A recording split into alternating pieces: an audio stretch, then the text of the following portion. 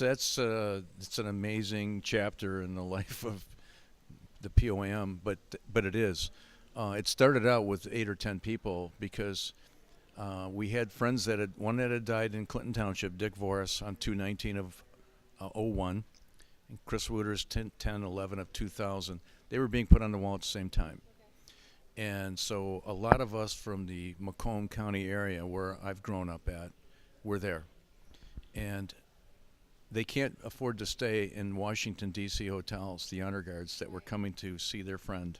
So they would stay in Arlington, Virginia. And part of the problem was they would have to travel a long ways back and forth to put their uniform on and off.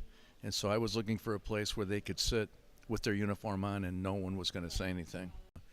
To me, that provided this opportunity from guys around the country and actually around the world have shown up there because they knew that they could come in and be themselves. Over the years, we've lost a lot of people, going back historically. And so I made a point of going early on, even before I had a personal friend on it, because I felt like it was us representing all of our members. So I've been going here since probably late 90s, 96, 97 maybe.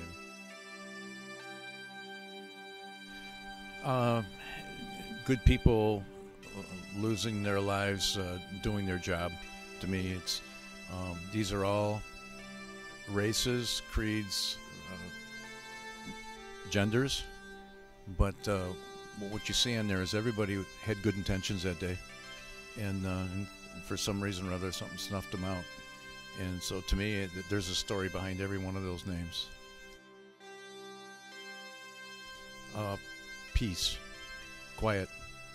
To me, no matter how noisy it is there, I think it's very tastefully laid out. I mean, I think the lions at the entries and the trees, the way it's decorated, to me, I think it's intended to be peaceful. That's the impression I get, that even when I'm sad there, it's peaceful.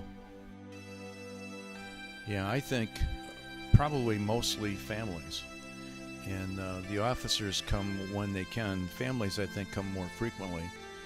And I think there are a significant number of people there that come just because they have kind thoughts about a police officer, maybe not knowing anyone there.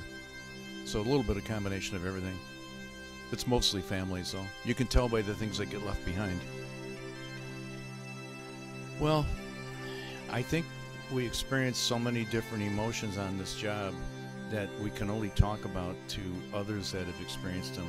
I think the reason the divorce rate is through the roof is probably because guys try to talk about it to people that don't understand, and that's not meant to be critical of the spouse. I think it's just that is part of that brotherhood and sisterhood. But I think that the reason you see that fraternal or social connection there is because we all know we can talk to each other about those things and be okay.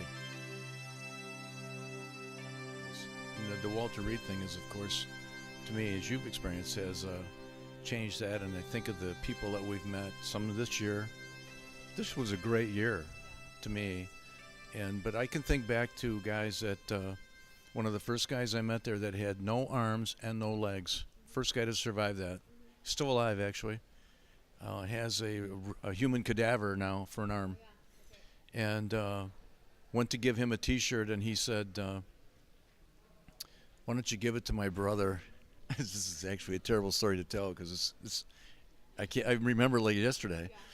He said, why don't you give it to my brother? He's been pushing me all day, and he never gets anything. And it was like unbelievable. I'll never forget that kid.